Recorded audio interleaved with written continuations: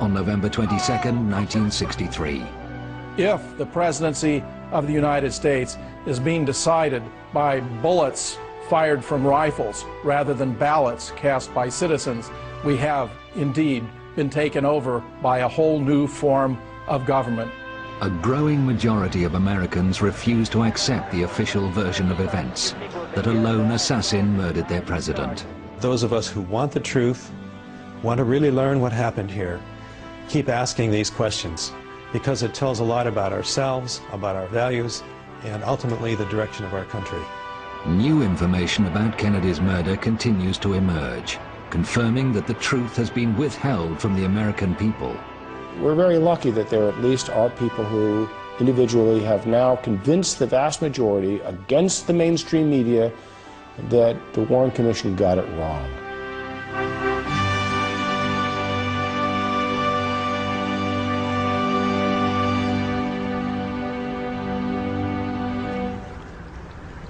From his hometown of Duluth in Minnesota, one of those questioning critics of the official version of events is Professor James Fetzer. The resurgence of interest in the death of JFK had repercussions when Congress passed the JFK Records Act in 1992 that created a 5-civilian-member board entrusted with the responsibility to review and declassify documents that were held by the CIA, the Secret Service, the Office of Naval Intelligence, and so forth. We know from its own report that it had some significant failures. For example, and the Secret Service, which deliberately destroyed motorcade records that would have revealed that the motorcade in Dallas was a travesty, a violation of at least 15 different Secret Service policies for presidential protection. This behavior on their part raises the most serious and disturbing questions about their complicity in the entire affair. From the moment he arrived in Dallas, the president's protection was suspect, according to Vince Palomara, a Secret Service expert. There was last-minute changes invoked by the Secret Service involving President Kennedy's security. Specifically, agents were told not to ride on or near the rear of the limousine. Now, these orders were funneled from the Assistant Special Agent in charge of the White House detail, who was the planner of the Texas trip, Floyd Boring, to one of his assistants, a shift leader by the name of Emory Roberts, who was in charge of the follow-up car.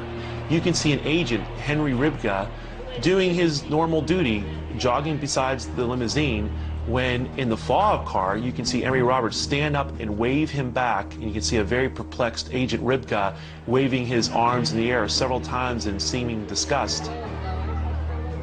There was another last-minute change made at Love Field, invoked by the Secret Service. The Dallas Police Department motorcycle outriders were told not to be beside the car. It went from 4 to 6 down to a measly 2 riders on each side, and to add insult to injury, they were pushed further back in the motorcade by those agents not being by the car, by those motorcycle officers not being in their position.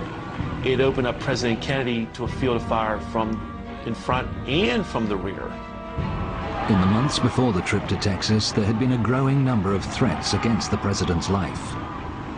Despite the increase in conspiratorial activity in the month of November 1963, in the apparent red alert the Secret Service appears to be under in response to this activity, the agency acts in the opposite fashion and actually reduces the security and acts like no threats on the president's life are occurring.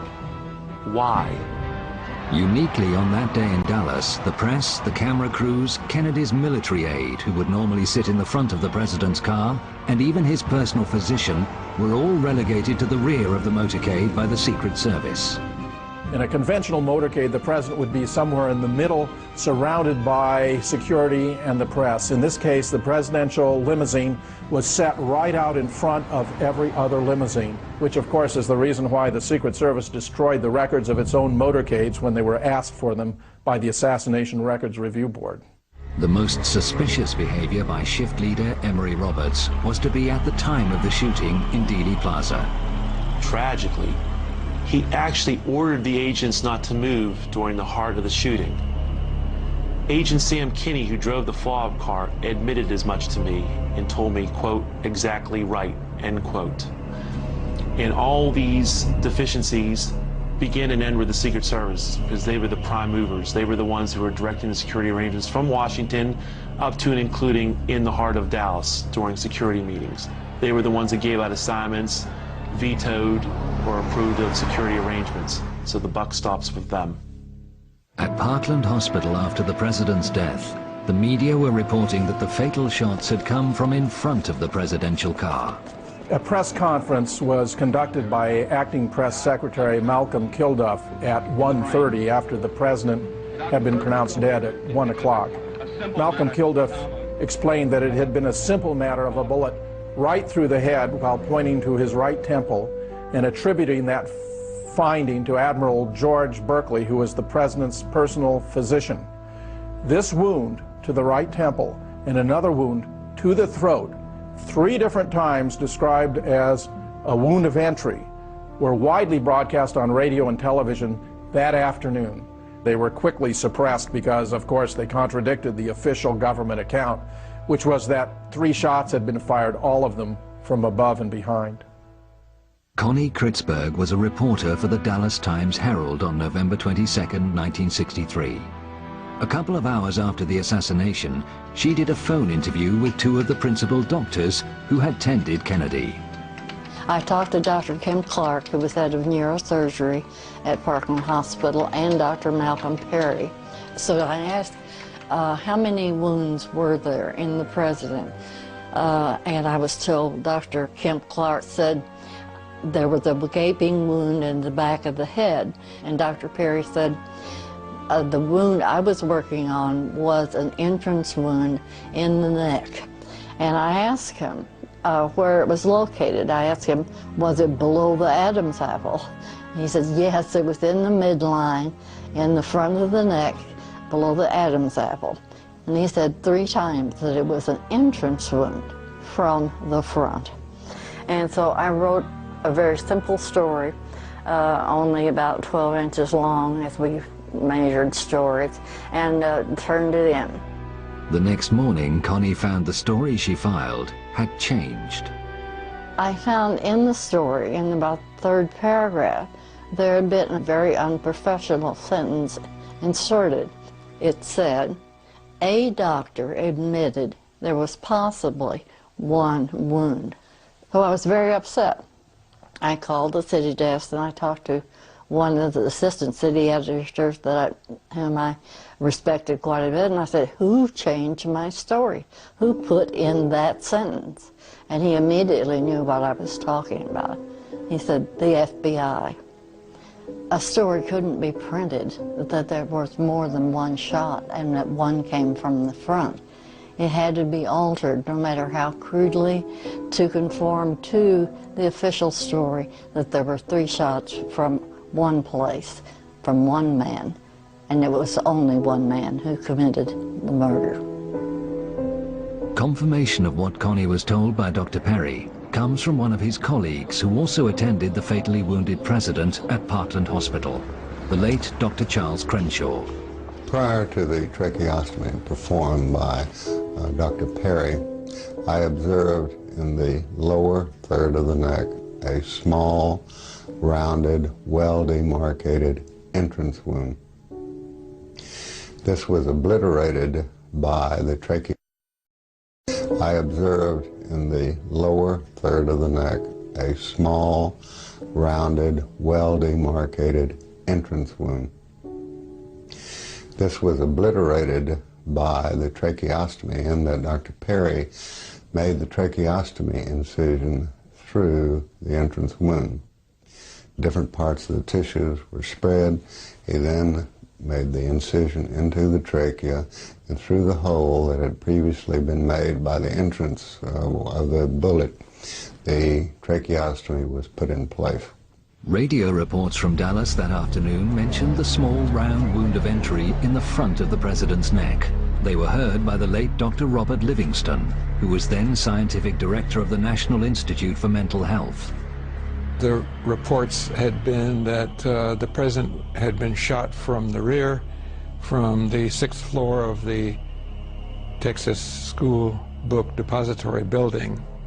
And the evidence at hand from the Parkland Hospital doctors of a small, neat wound in the neck was contradictory to that, or at least complementary to that, in the sense that it required that there be a shot from in front, so that if he were shot from the rear, he was also being shot at the same time from in front.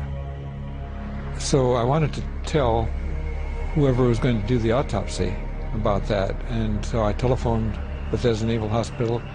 The officer of the day I knew, and he put me quickly through to Dr. James Humes, who was going to head the autopsy team. He was very cordial, and we had a good conversation, brief. He had not heard about the neck wound. I told him that it was important because it was a wound of entrance, and I told him that it should be explored completely for its track and to find any bullet or fragments of bullets that would remain, and particularly emphasized that it had to be a frontal wound since there was no tearing of the tissues. He left the telephone momentarily and came back and said, "Dr. Livingston, I'm sorry I can't continue this conversation. The FBI won't let me." Humes later claimed he only learnt about that bullet wound after the autopsy from one of the Dallas doctors. He never examined it. I'm absolutely certain about that telephone call.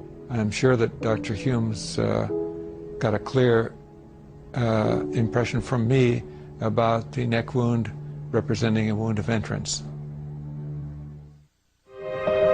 Further corroboration of a shot fired from in front of Kennedy's car came from the late Dr. Evalia Glanges in her only filmed interview. She was no stranger to guns. I've been handling a gun since I was a child. Couldn't even hold the gun. I had to put it on the fence in order to shoot it. Paul! On the morning of November the 22nd, 1963, I was a second-year medical student at Southwestern Medical University in Dallas, Texas. We ran around the side of the building to the emergency room exit, and the presidential limousine was there. Had been standing there for some time just watching the back of the emergency room when I realized that there was a bullet hole in the windshield. Talked to my friend next to me and said, "Look, there's a bullet hole in the windshield," and pointed it out to them. At the time, I did not know any of the details of the shooting. I was quite shocked when I looked up and saw the bullet hole, but it was very clear. It was a through and through bullet hole through the windshield of the car from the front to the back. I don't believe there's even any cracks associated with that bullet hole. It seemed like a high-velocity bullet that had penetrated from front to back in that glass pane. At which point a security officer of some type raced forward and jumped in the limousine and drove it off, even as I was leaning against it, to an area back of us somewhere. And that was the last time I saw the limousine. The Secret Service made certain no authority in Dallas had an opportunity to examine the bullet damage to Kennedy's car. The Secret Service also usurped Dallas authority and removed the Kennedy limousine from Parkland Hospital and flew that limousine back to Washington, D.C. For over a decade, researcher Doug Weldon, a professor of criminal justice and an attorney, has studied Kennedy's limousine and what happened to it in the hours after the assassination. Just as the president's body in an autopsy could have given us many answers, a thorough study of that limousine at that time, without evidence being tampered with, would also have given us many important answers as to what really happened. But on arrival in Washington, damage to the limousine was noted. Charles Taylor Jr., the Secret Service agent who had accompanied Samuel Kinney in driving the vehicle to the White House garage from Andrews Air Force Base, noted in his report that of particular significance, just left to center of the windshield was a small hole from which it appeared that bullet fragments had been removed. Nick Prunspy, a United States Police Park officer, also had an opportunity to take a look at the vehicle while it was in the White House garage. He noted that there was a small hole in the windshield, and based upon his many years of experience as a police officer, he noted that that hole had been caused by a bullet. Over the ensuing days, the car was scrutinized in the White House garage by a number of people. But one day was different. If one examines the White House garage logs, it is very interesting that in the late evening of November 24th, 1963, and the entire day of November 25th, 1963, not one person is listed as having come in to the White House garage to have any contact with the limousine.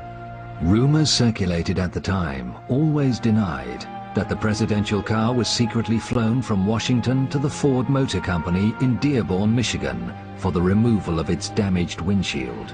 It is very clear that the only mode of transportation that could have been used to transport the limousine from Washington, D.C. to the Dearborn plant would have been via airplane. There are several airports in the Detroit area. It would have been a simple matter to transport the limousine undercover to its final destination, the Ford Motor Company's Rouge plant. The late George Whitaker Sr., seen here with his wife, was a lifetime employee with Ford and held a managerial position at the Rouge plant. He went to work on the morning of November 25th to be confronted by an amazing sight. He was astonished when he went to the B building where a garage existed at that time, and he saw the Kennedy limousine that John F. Kennedy had been murdered in. The interior of the limousine had completely been stripped, and the windshield was not in the limousine. He went to the glass lab where he was in charge of laminating glass, and the glass lab door was locked.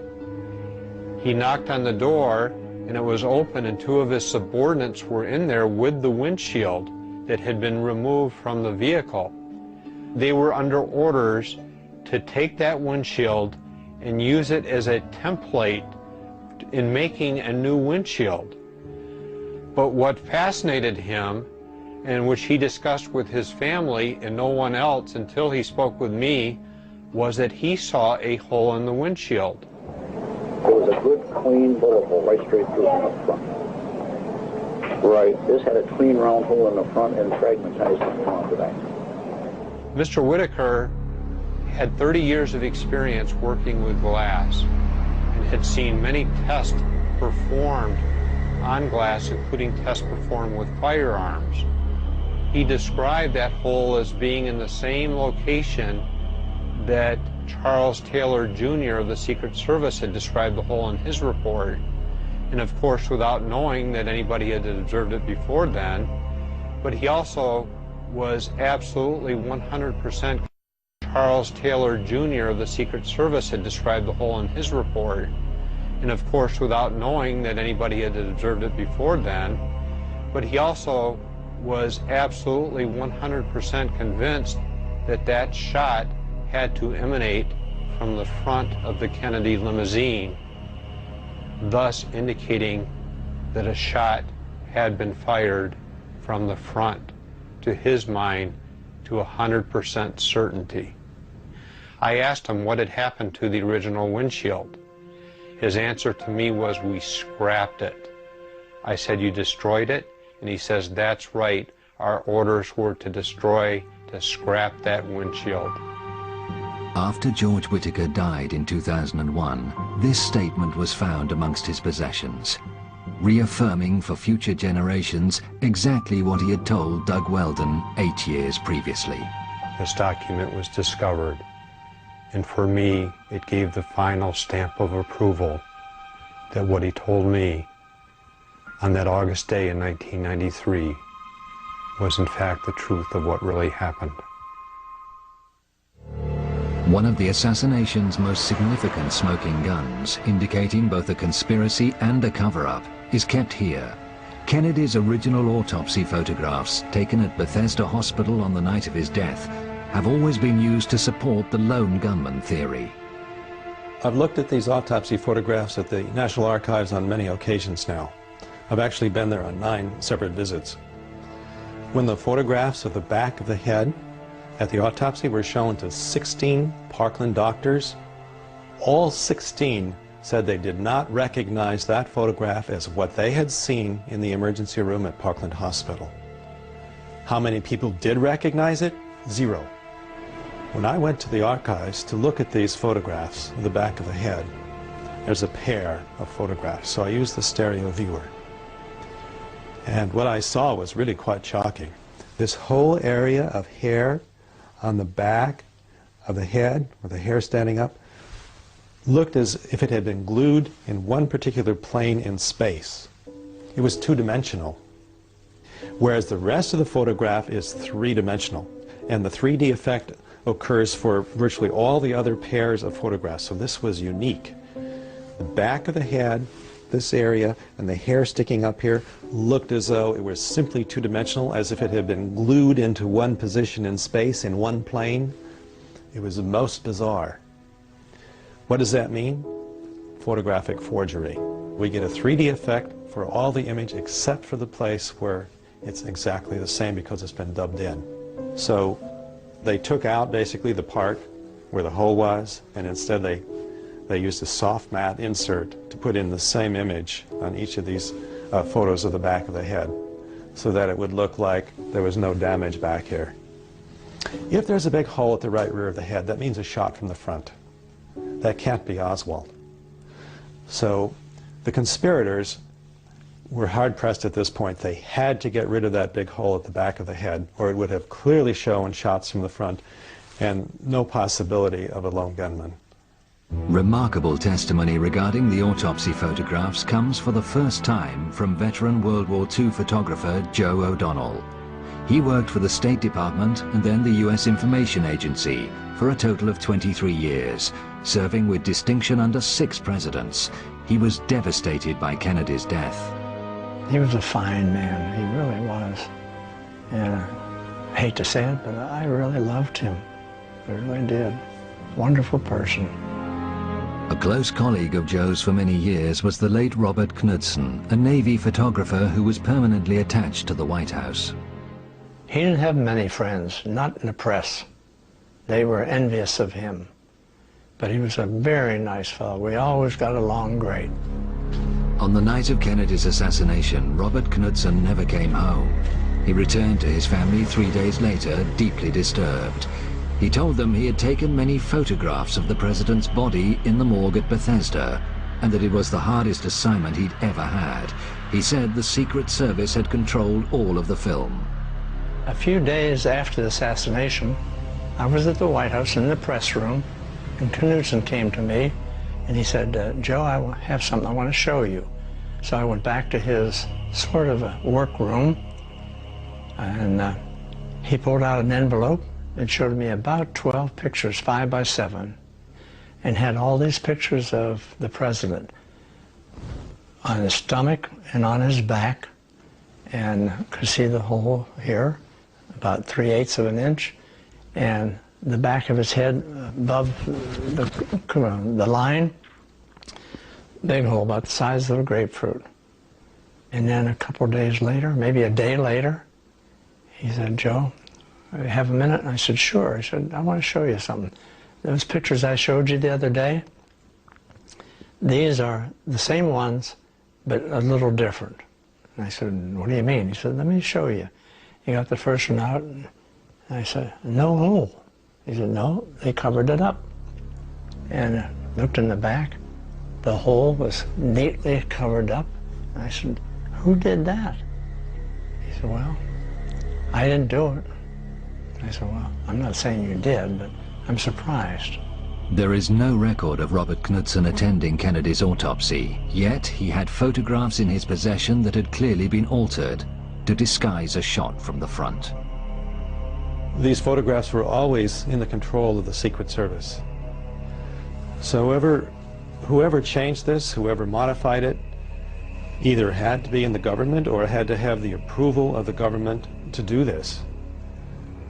We certainly can't imagine the Mafia, for example, doing this, or the Soviets.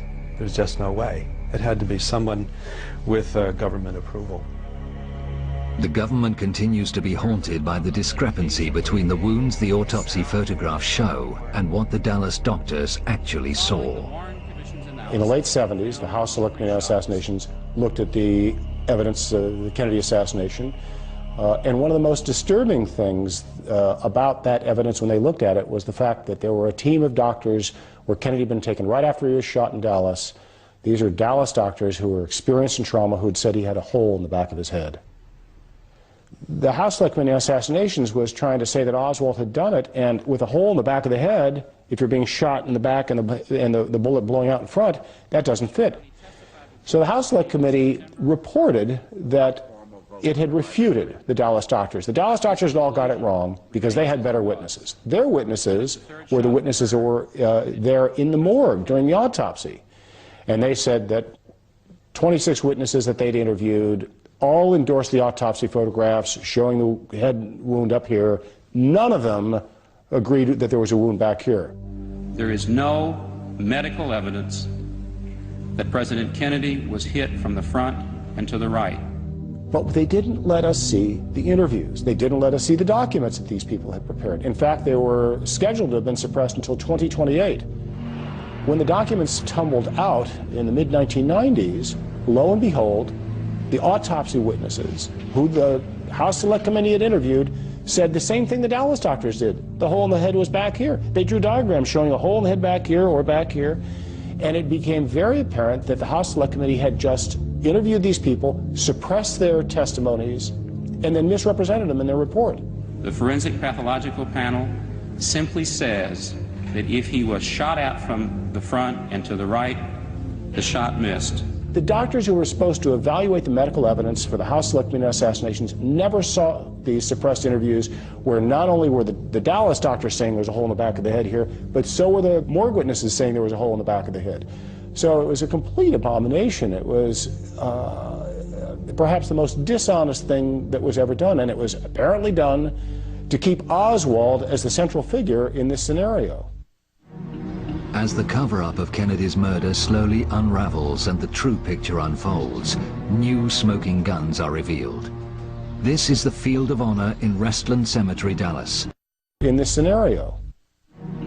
As the cover-up of Kennedy's murder slowly unravels and the true picture unfolds, new smoking guns are revealed. This is the field of honor in Restland Cemetery, Dallas, and the burial site of a professional mortician laid to rest here by his colleagues on February 17, 1974. This plaque marks the life of a mysterious man whose links to the Kennedy assassination are only just beginning to emerge. His name was John Liggett. He is remembered as a highly skilled embalmer by a former friend and co-worker, Charles Smith. If he'd have to build a lip or a nose or build an eye orbit or an ear, he may work all night long doing the reconstructive work on someone that had been maybe shot in the face or automobile accident. He was the best. He would tell you he was the best. And when he finished it, he wanted the family to tell him he was the best. Popular with his colleagues, he also had a secret life. There'd be days when John would call and say, I need to miss tonight, or I'm not going to be there. Or, this happened quite a bit, that we didn't know where John was, and I don't know that management knew where he was. He would just call in and say, I need off. Never discussed where he was, and we didn't ask. A lot of fellow workers would wonder, why can he be gone 2 or 3 weeks, come right back in so easy? And we felt like if we were gone for 2 or 3 weeks, so there's no use in coming back. In a small town in Oklahoma, far from the rhythms of the big city, John Liggett is remembered by a former wife. Lois married him in Dallas after a whirlwind romance only 3 months before Kennedy's assassination. John was a very charming person, and I found him to be very attentive and considerate and very, very sweet to me. I loved him. I fell in love with him. John came into our lives less than a year after our own father, Charles Godwin, had been killed in a private plane crash. And John was not real welcome by my 2 older sisters and my brother and myself. We were a family. And he had a ready-made cover, and that's what I've always thought, is that we were a convenient cover for a man who needed that. On the day of the assassination, John was with Lois at Restland, attending the funeral service of her late aunt. He was suddenly called from the graveside. John went to the office and came back very shortly and explained to me that the President of the United States had been shot and that he was called to go to Parkland Hospital. I went home after the funeral, and it was about 2 o'clock in the afternoon, and John called me from Parkland. I could hear the confusion in the background, and I asked him what was going on. He said, "The President has died." And I said, "Well, did Restland get the job?" And he said, "No, some other funeral home got the job." But he said, "I've got a lot of work to do. Don't try to call me. I'll call you as soon as I can." And it was about 24 hours before I heard from him. He came home and he walked in the door, and when I saw him, he physically looked like he had really been through a very traumatic experience. His clothes were disarrayed, and that was so out of character for him. He was obviously tired, very exhausted, but agitated and hyped, and informed my mother that we would be leaving town, that we had to get out of town. I said, "Where are we going?" And he said, "We're going to get out of town for a while until all of this blows over." And that was a quote, because I thought, well, what blows over?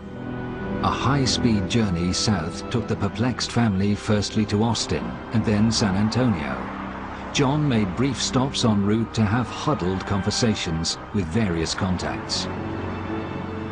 Throughout this journey, there were conversations that went on between John and his relatives and friends that I did not feel like I was privy to.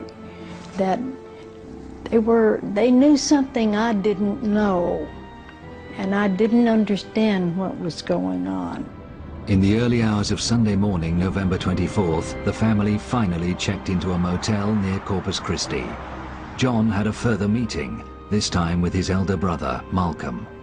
Here again, they had conversations that made me feel like I didn't belong, that they knew something I didn't know. I don't know why we were there, but it seemed to be very important to John that we were there. I do recall that every time I would see John in the room there, he was seated on the end of the bed, watching the television, and very intently watching the news, and chain smoking, because he did chain smoke. And was when John was nervous, he had a little bit of a nervous tick in his cheek, which I always knew that he was a little nervous there.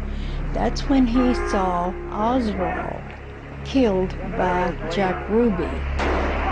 He's been shot. He's been shot. Lee Oswald has been shot. The minute he saw that, he looked at me and said, "Everything's okay now," and you could just see his face. He was like all the pressure had been taken off of him. All of a sudden he was like, sigh of relief, let's go, we can go home now. It was basically, pack your things, come on, we're leaving, you know, now we can go. We went back to Dallas, and everything went back to normal as everything could be under those conditions of the president's death. But their lifestyle changed. After the assassination, John seemed to come into a lot of money. The family moved into a luxury home, and Liggett became a big-time gambler, hosting some of the wildest poker parties in Dallas. The whole lifestyle, from the moment John Kennedy was shot, was just one chaotic thing after another. Either the police were involved in something he was doing, or his gambling was involved in something he was doing. It was just way over my head. The company he kept, the people, the pressure, it was just more than I could take. There was an occasion that my sister, Benny, and my mother both recall of a visit from one of John's rather eccentric friends from New Orleans. And he was a rather freakish character, and my sister claims that we made merciless fun of him, the kids, my brother, my sisters, because he was rather odd with the painted-on eyebrows and the wig. He was a rather freakish man. John said to us that this was a friend of his from the Civil Air Patrol, that they had been in Civil Air Patrol together. And we believe this was David Ferry. David Ferry was a prime suspect in the 1967 Garrison investigation into Kennedy's assassination. He was found dead in his New Orleans apartment before he could be interrogated. I really believe that John Liggett was somehow involved in the John F. Kennedy assassination. I think his role was to do something with the body. To the body, how alter it, fix it, I have no idea. Now, he may have even gone with it to Bethesda. He had plenty of time to do that.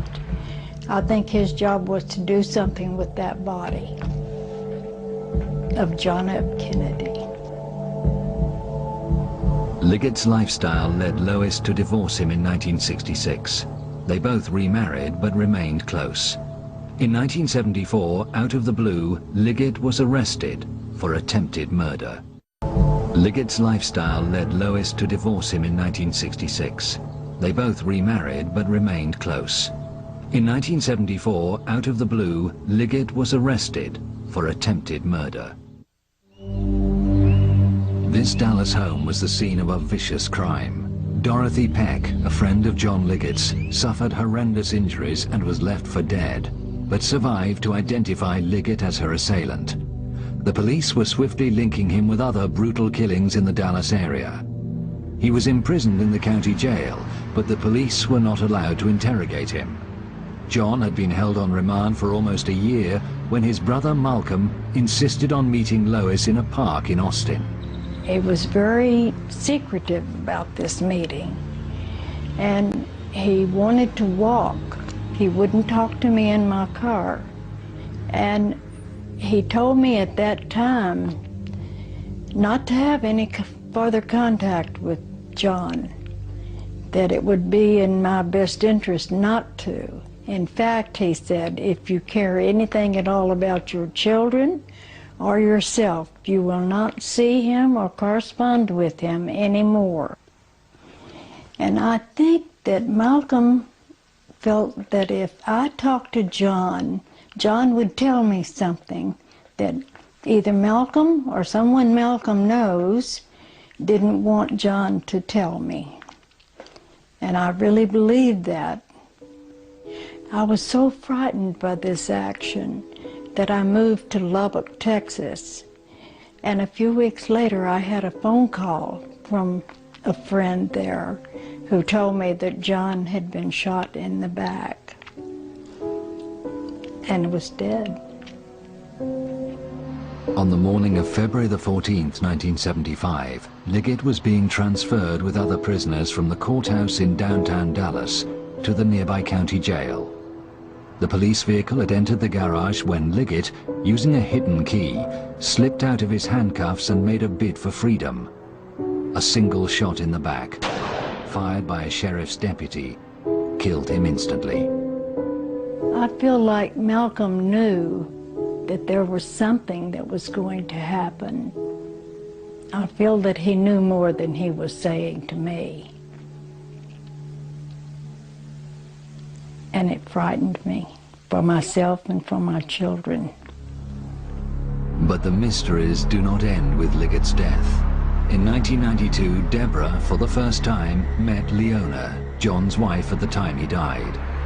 Although reluctant to talk, Leona recounted a visit to Restland to view Liggett's body prior to burial.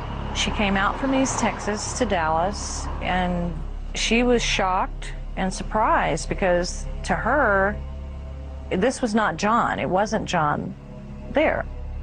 She said that the person that was in the casket that she was shown had a mustache, and this to her was also an indication this was not John, and I too would have to think not, because John never, as long as I'd known him for the many, many years, could even grow a mustache.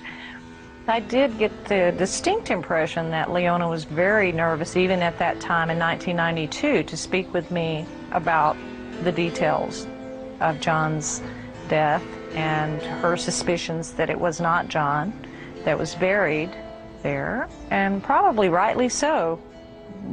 I think I would be very nervous to know that as well, and I think I am. John's brother Malcolm handled the funeral that took place 3 days after the shooting. John's former colleague Charles Smith was there. There's no doubt the person that we handled the funeral for, the person that we embalmed, the person that I helped dress and we put in a casket and handled the funeral service for, that was John Melvin Liggett. That was a John Liggett that we knew for several years prior to this incident happening. But the story does not end there. After his divorce from Lois, John worked in Las Vegas for 3 years as a dealer. He had close contacts there. Recently, Lois was on vacation in Vegas with her grandchildren when she had the most extraordinary experience. We were in a casino, and I saw someone that looked exactly like John Liggett. And he turned around and looked at me and heard me call one of my grandchildren's names. And when I did, he looked at her, and he looked back toward one of the people that worked with him, turning his back to me, and said something to him about me, because he pointed back of himself toward me. But we didn't stay around to find out if that was John or not. I was pretty shaken by it. I really felt like from the back of his head, and when he turned around and faced me, I thought it was John Liggett. So it wouldn't surprise me a bit in the world if he were in Vegas. In fact, that's the most logical place I can think of that he would be. Lois and Deborah's suspicions about John Liggett's ties to the assassination are reinforced by a photograph that has emerged in recent times. It was taken at Jack Ruby's Dallas nightclub, The Carousel, prior to the assassination and Ruby's shooting of Oswald. Obviously, one would recognize Jack Ruby. Immediately to his right is John Liggett's brother, Malcolm Liggett. His wife, Suzanne, the blonde, to his right. We met her several occasions that she was at our home. The last I recall seeing Malcolm Liggett was at my mother's residence in Dallas, and this was at the time that John was still in jail in Dallas. The woman with the dark hair and the black dress in the center of the photograph is Iris Campbell. Not at the time of this photograph, but years later my mother met Iris when they were living in West Texas out in Lubbock. My mother was a member of the Episcopal Church, St. Paul's, there in Lubbock, and Iris came in one day and had expressed an interest in becoming an Episcopalian and joining the church. And she and my mother became very dear friends, and later also became my daughter's godmother. For a few years there, she was in and out, in close contact with my mother, came and visited frequently, and then disappeared, basically just disappeared.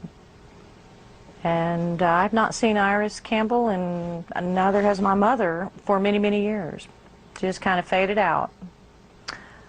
Prior to seeing this photograph, I was unaware of any connection between the people that I do know and Jack Ruby. And it does put them in context then as acquaintances of Jack Ruby's. I really think that maybe John had something to do with government business. I really believe his death had something to do with the John F. Kennedy connection. What exactly, I don't know, but I believe it. Much may still remain obscure, and many questions wait an answer. But as more and more courageous Americans speak out, the smoke begins to clear, revealing the hidden truth that lies behind the assassination of President John F. Kennedy.